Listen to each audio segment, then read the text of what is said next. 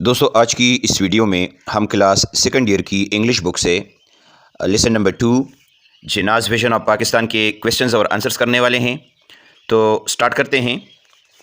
Question number first ہے What were the two main functions of the first Constituent Assembly of Pakistan as mentioned by Muhammad Ali Jinnah in his speech؟ اس سوال کا مطلب یہ ہے کہ پاکستان کی پہلی دستور ساز اسمبلی کے دو اہم کام کیا تھے جن کا ذکر محمد علی جناح نے اپنی تقریر میں کیا تھا۔ تو اس کا آنسر ہے The two main functions of the first Constituent Assembly of Pakistan as mentioned by Muhammad Ali Jinnah in his speech were Number A. Framing the future constitution of Pakistan. Number B. Functioning as a full and complete sovereign body as the Federal Legislature of Pakistan. جواب کا مطلب یہ ہے کہ پاکستان کی پہلی دستور ساز اسمبلی کے دو اہم کام جن کا ذکر محمد علی جناح نے اپنی تقریر میں کیا یہ تھے۔ نمبر اے پاکستان کے مستقبل کے آئین کی تشکیل یعنی آئین کو بنانا، اور نمبر بی پاکستان کی وفاقی مقننہ کے طور پر ایک مکمل اور خود مختار ادارے کے طور پر کام کرنا۔ اچھا جی، سوال number 2 What is the unprecedented cyclonic revolution which Quaid Azam has talked about in his speech? Why did he call it as unprecedented؟ سوال کا مطلب یہ ہے کہ بے مثال طوفانی انقلاب کیا ہے جس کے بارے میں قائد اعظم نے اپنی تقریر میں بات کی ہے۔ اس نے اسے بے مثال کیوں کہا ہے؟ یہ جو انپریسیڈنٹڈ کا لفظ ہے اس کا مطلب ہے بے مثال، سائیکلونک کہتے ہیں طوفانی اور ریولیوشن کہتے ہیں انقلاب کو۔ تو اس کا آنسر ہے The unprecedented cyclonic revolution mentioned by Quaid Azam Muhammad Ali Jinnah refers to the partition of India and the establishment of two independent states of Pakistan and India. He called it unprecedented because it was a historic event where the subcontinent with mixed inhabitants was divided peacefully by means of evolution. جواب کا مطلب یہ ہے کہ قائد اعظم محمد علی جناح نے جس بے مثال طوفانی انقلاب کا ذکر کیا ہے اس سے مراد ہندوستان کی تقسیم اور پاکستان اور ہندوستان کی دو آزاد ریاستوں کا قیام ہے۔ انہوں نے اسے بے مثال قرار دیا کیونکہ یہ ایک تاریخی واقعہ تھا جہاں پر مکسڈ باشندوں کے ساتھ یا مخلوط باشندوں کے ساتھ برصغیر کو ارتقاء کے ذریعے پرامن طریقے سے تقسیم کیا گیا تھا۔ اچھا جی، سوال نمبر 3 ہے How did Quaid Azam Muhammad Ali Jinnah express his feelings about bribery, corruption, nepotism and jobbery؟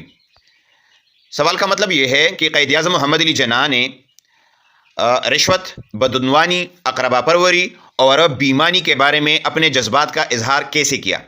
اس میں برائبری کے معنی ہے رشوت، کرپشن کے معنی ہے بدعنوانی، نیپوٹزم کے معنی ہے اقربا پروری، جبکہ جوبری کے معنی ہے بیمانی۔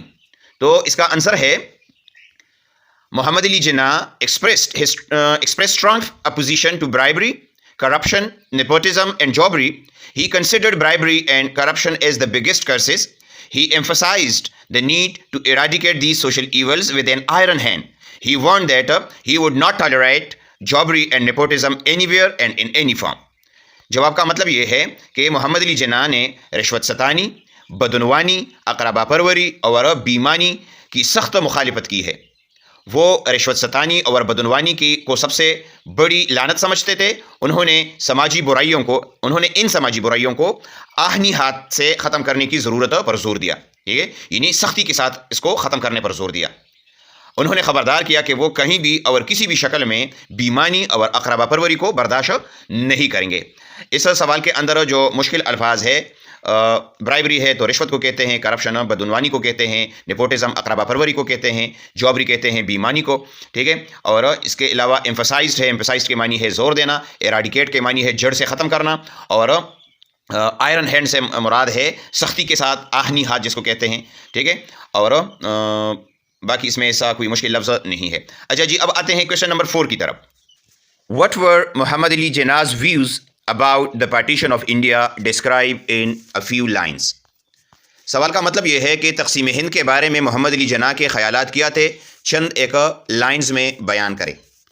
تو اس کا آنسر ہے Muhammad Ali Jinnah was in favor of the partition of India. According to him, this was the only solution to the constitutional problem of India because there were two communities living together in the United India.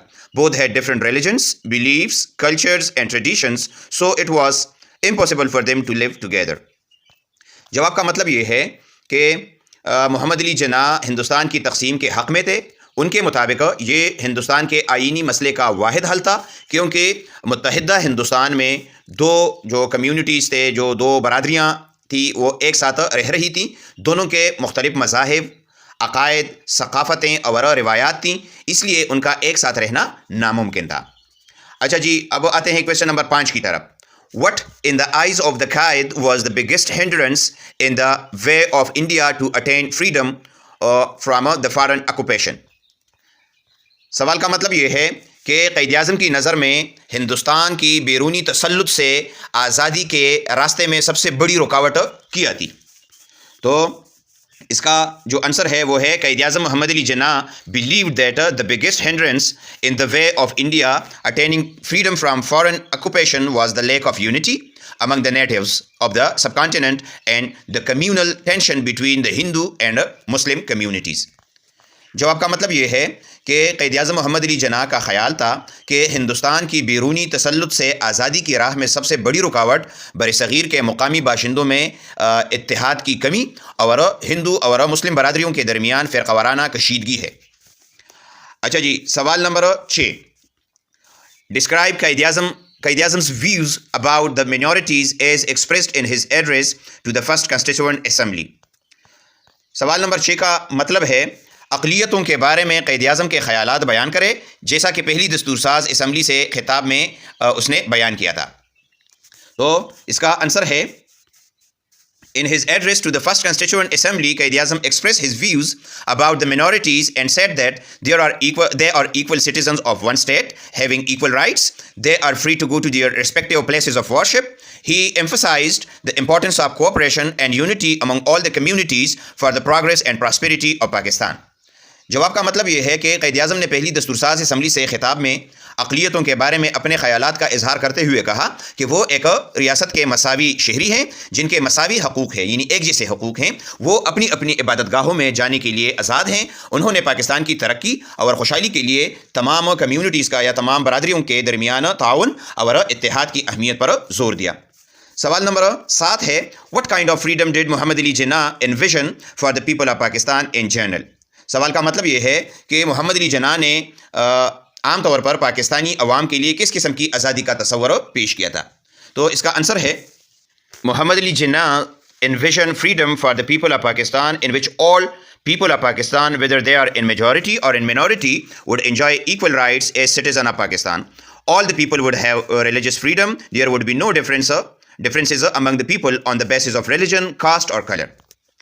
جواب کا مطلب یہ ہے کہ محمد علی جناح نے پاکستان کے لوگوں کے لیے آزادی کا تصور پیش کیا جس میں پاکستان کے تمام لوگ, خواہ وہ اکثریت میں ہو یا اقلیت میں, پاکستان کے شہری کی حیثیت سے ایک جیسے حقوق حاصل کریں گے. تمام لوگوں کو مذہبی آزادی ہوگی. مذہب, ذات پات یا رنگ و نسل کی بنیاد پر لوگوں میں کوئی اختلاف نہیں ہوگا یا کوئی فرق نہیں روا رکھا جائے گا.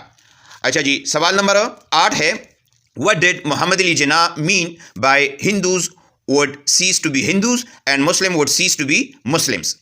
سوال کا مطلب یہ ہے کہ محمد علی جناح کا کیا مطلب تھا کہ ہندو نہیں رہیں گے اور مسلمان نہیں رہیں گے.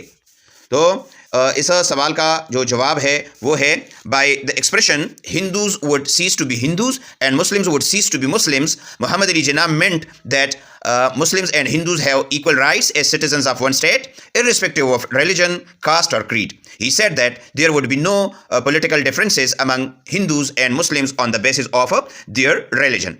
تو اس کا جو مطلب ہے وہ یہ ہے کہ ہندو نہیں رہیں گے اور مسلمان نہیں رہیں گے. اس اظہار سے یا اس جملے سے محمد علی جناح کا مطلب یہ تھا کہ مسلمانوں اور ہندوؤں کو مذہب, ذات یا نسل سے قطع نظر ایک ریاست کے شہری ہونے کے برابر حقوق حاصل ہوں گے. انہوں نے کہا کہ ہندو اور مسلمان میں ان کے مذاہب کی بنیاد پر کوئی سیاسی اختلاف نہیں ہوگا. اچھا جی، اب آتے ہیں کویشچن نمبر 9 کی طرف. کویشچن نمبر 9 ہے after reading this important speech of the Quaid Azam Muhammad Ali Jinnah what do you think was his vision of Pakistan. سوال کا مطلب یہ ہے کہ قائد اعظم محمد علی جناح کی اس اہم تقریر کو پڑھنے کے بعد آپ کا کیا خیال ہے کہ ان کا پاکستان کے بارے میں تصور کیا تھا.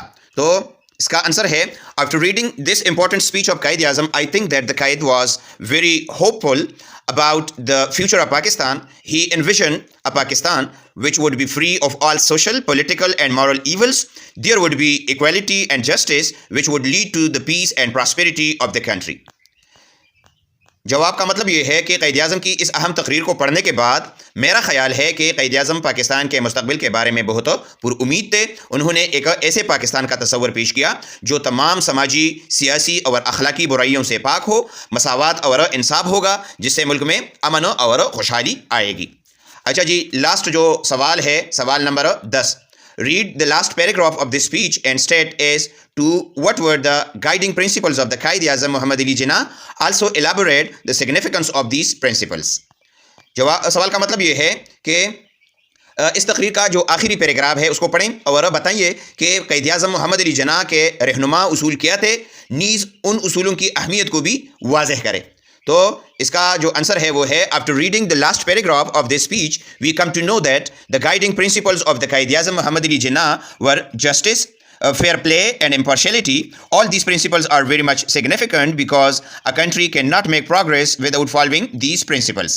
جواب کا مطلب یہ ہے کہ اس تقریر کے آخری پیراگراف کو پڑھنے کے بعد ہمیں معلوم ہوتا ہے کہ قائد اعظم محمد علی جناح کے رہنما اصول انصاف، مساوی برتاؤ اور غیر جانبداری تھے. یہ تمام اصول بہت اہم ہے کیونکہ ان اصولوں پر عمل کیے بغیر کوئی ملک ترقی نہیں کر سکتا. اس میں جو مشکل لفظ ہے وہ ہے فیئر پلے، جس کا مطلب ہے مساوی برتاؤ. تو دوستو یہ تھا آج کا ہمارا ٹاپک. امید ہے آپ کو اس کی سمجھ آ گئی ہوگی. کسی بھی جگہ پر آپ کا کوئی سوال ہو تو آپ کمنٹ میں پوچھیے گا، انشاءاللہ میں آپ کو ضرور جواب دوں گا. Thank you for watching. Allah حافظ.